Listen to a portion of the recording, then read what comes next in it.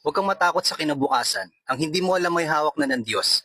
Ang pinapangambahan mo ay naayos na ng Diyos, kaya magtiwala ka lang. So, hi mga kuya at ate, welcome kayo sa aking page na pangalawang pagkakataon.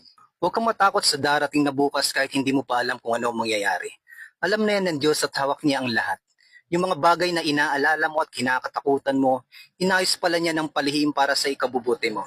Kaya ang kailangan mo lang gawin ay magtiwala. Kahit parang ang bagal ng takbo ng buhay at tila walang nangyayaring maganda, huwag kang mawala ng pag-asa. May ginagawa ang Diyos sa likod ng katahimikan. May plano siya kahit hindi mo pa ito nakikita. May sagot siya kahit hindi mo pa ito naririnig. At may himala siya kahit tila wala kang nadarama. Kaya magtiwala ka lang sa Diyos. Sa bawat luha mo may kapalit ng ngiti. At sa bawat gabi ng takot may bukas ng pag-asa. At sa bawat na hindi mo na kaya, naroon siya para ipaalalang anak kaya mo pa.